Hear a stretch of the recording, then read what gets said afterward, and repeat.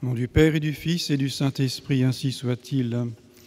Tous les publicains et les pécheurs s'approchaient de Jésus pour l'entendre. Non seulement ils s'approchaient, mais ils se pressaient autour de lui. Et les pharisiens et les scribes murmuraient en disant « Cet homme accueille des pécheurs et mange avec eux ». Accueillir des pécheurs, manger avec eux, se laisser approcher par des pécheurs n'était pas du tout dans la mentalité des pharisiens et des scribes. Et notre Seigneur leur répond par une très belle parabole, même par deux paraboles, mais surtout la première. « Qui d'entre vous, ayant 100 brebis, s'il en perd une, ne laisse les 99 dans le désert pour aller après celle qui est perdue jusqu'à ce qu'il l'ait retrouvée ?» Et nous avons dans cette parabole tout le Sacré-Cœur. Nous avons tout l'amour de notre Seigneur envers le pécheur, envers celui qui s'est pourtant détourné de notre Seigneur Jésus-Christ, qui s'est détourné de Dieu par le péché. Et en racontant cette histoire de la brebis perdue, notre Seigneur dépeint sa propre conduite. Il justifie aussi ce qu'il fait. Si les pères de l'Église appliquent généralement cette parabole à la création tout entière en disant que la brebis perdue, c'est l'humanité déchue, on peut aussi appliquer cette parabole à la Sainte Église. En effet, lorsque notre Seigneur veut donner à Saint Pierre l'autorité sur les âmes, sur l'Église, il lui dit « Sois le pasteur de mes brebis ». Il reprend cette comparaison entre les fidèles et les brebis. Et puis le pasteur, c'est lui-même et c'est le pape.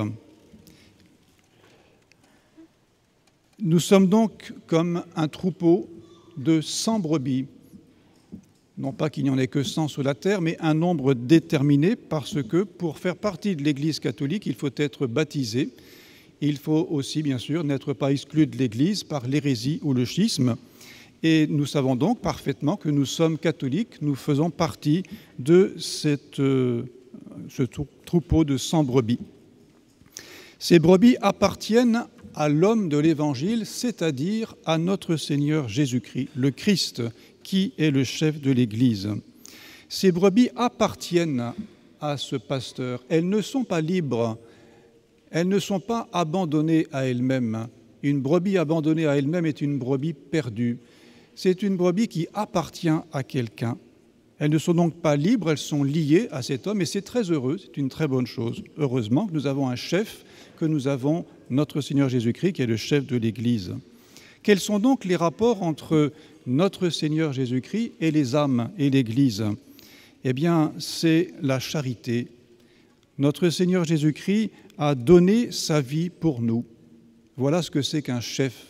C'est quelqu'un qui donne sa vie pour ceux qui lui sont confiés.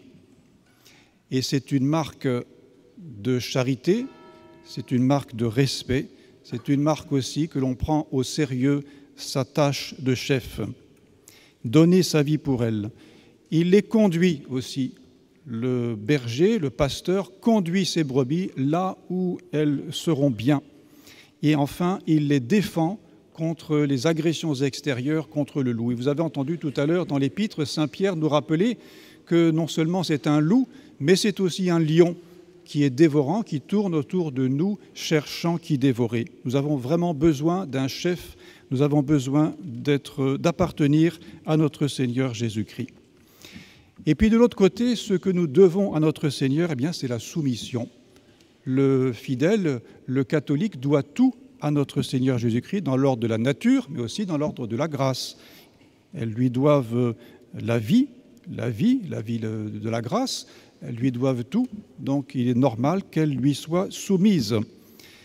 Seul Dieu n'est soumis à personne. La créature est par essence soumise à Dieu. La créature, c'est ce qui existe par le fait d'un autre, par le fait de Dieu. Donc il est dans l'ordre que cette créature soit soumise à celui qui l'a fait. Et donc ces brebis reçoivent la vie de la grâce, reçoivent les sacrements, elles reçoivent aussi la vérité de la foi, et c'est la raison pour laquelle nous croyons. Non pas parce que la vérité que nous avons trouvée nous plaît, non pas parce que nous sommes contents de l'avoir trouvée, mais parce qu'elle nous a été transmise par notre Seigneur Jésus-Christ, par le moyen de l'Église. C'est pour cela que nous avons la foi. Si nous croyons, ce n'est pas pour nous-mêmes, parce que nous avons trouvé par nous-mêmes les vérités, c'est parce qu'elles nous ont été transmises. Donc là aussi, soumission du fidèle à la vérité qui est donnée par notre Seigneur Jésus-Christ. Et puis, nous voyons qu'il y a d'autres brebis qui ne sont pas de ce bercail. C'est notre Seigneur qui le dit en un autre endroit. Ces brebis qui ne sont pas dans ce bercail, que faut-il en faire? Est-ce qu'il faut les abandonner? Est-ce qu'il faut les laisser? Eh bien, notre Seigneur nous dit non, ces brebis, il faut qu'elles appartiennent à ce troupeau, qu'elles fassent partie de l'Église. Il faut donc qu'elles se convertissent. Et c'est le véritable œcuménisme catholique qui est l'œcuménisme de conversion. Il faut faire venir ceux qui ne sont pas catholiques dans le sein de la Sainte Église, qui est la seule arche de salut. Cependant, aujourd'hui nous le voyons, il y a dans ce troupeau une brebis qui est prise d'un désir d'émancipation. Elle ne veut plus de cette soumission, elle ne veut plus se soumettre à notre Seigneur Jésus-Christ, elle ne veut plus finalement tenir de son chef tout ce qu'elle a. Et elle va se séparer du troupeau. Et cette brebis, elle est donc perdue. Observons un petit peu cette brebis qui est toute seule. 99 sont restés avec le pasteur, et celle-là, elle est toute seule. Elle gambade dans la prairie, toute seule. Pourquoi est-elle partie? Elle veut certainement être heureuse comme les autres, mais elle ne veut pas être heureuse comme le pasteur lui demande, comme il le veut. Elle veut bien brouter, mais pas là où le berger les a conduits. Elle refuse donc sa dépendance. C'est vraiment l'émancipation de la brebis. Elle veut être libre. Elle veut se libérer de ce joug de la vérité, de ce joug du berger. Au point de vue de la foi, elle dira « moi, je pense que ». L'Église me dit « mais moi, je pense que ». C'est une émancipation. Au point de vue de la morale, elle dira « moi, j'ai toujours fait comme ça, je vais faire comme ceci ». On a beau lui dire « ce n'est pas la vérité de l'Église », elle préfère faire comme elle pense et comme elle veut. Dans le fond, c'est luciférien, parce qu'elle ne veut pas recevoir son bonheur d'un autre. C'est exactement ce qui s'est passé au premier combat céleste, lorsque Lucifer n'a pas voulu recevoir son bonheur d'un autre que lui-même. Et alors il s'est séparé du troupeau et il est tombé en enfer. C'est exactement la même chose que lorsque au paradis terrestre, Adam et Ève n'ont pas voulu recevoir leur bonheur du bon Dieu. Vous serez comme des dieux, vous jugerez vous-même le bien et le mal, vous ferez ce que vous voudrez. Et donc vous choisirez vous-même votre propre bonheur. C'est ce que l'on voit aujourd'hui avec l'homme qui veut se refaire lui-même, être le maître de son humanité, reconstruire sa nature, faire de son humanité ce qu'il veut. Ne pas dépendre d'un autre, surtout ne pas dépendre de Dieu, c'est l'émancipation. On ne veut pas croire en une vérité qui vient par autorité. On veut avoir trouvé sa propre vérité. On veut la découvrir par nous-mêmes. Eh bien, cette brebis est véritablement perdue. C'est un peu semblable à un autre conte bien connu, La chèvre de M. Seguin, qui veut partir, qui n'en peut plus de cette soumission et qui part dans la montagne. Et puis, au début, tout va bien. Et puis, elle finit par rencontrer le loup. Et là, les choses changent. En effet, lorsqu'une brebis a passé la clôture, lorsqu'elle n'est plus avec le pasteur, avec le berger, elle n'est plus protégée, elle est malheureuse, elle est méprisable. Et alors, que fait la synagogue? Que font les princes des prêtres? Que font les pharisiens? Eh bien, ils la méprisent. Et nous l'avons vu au tout début de cet évangile, cet homme accueille les brebis perdues. Il mange avec elles, il va les chercher. Ils ne se rendent pas compte qu'ils condamnent leur propre salut. Et voici pourquoi notre Seigneur nous dit, il ne faut pas agir comme eux. il faut au contraire aller rechercher la brebis perdue. Et c'est ce rapport entre le Christ et la brebis perdue qui n'est pas simplement un rapport de charité, mais qui va plus loin encore. C'est un rapport de miséricorde. La miséricorde qui va jusqu'à se pencher sur l'homme coupable, celui qui a offensé le Christ va lui-même le chercher. Se pencher sur la misère des autres, c'est le propre de Dieu, c'est le propre du Sacré-Cœur. Et dans l'Ancien Testament, nous en avons des exemples. On pense parfois que l'Ancien Testament était dur, était impitoyable. Pas du tout. Nous avons dans cette histoire de David qui a été choisi par le bon Dieu. Il était un simple berger et il a été choisi pour être roi d'Israël. Ça n'est pas rien. Choisi pour être roi d'Israël. Et le bon Dieu l'a fait roi d'Israël.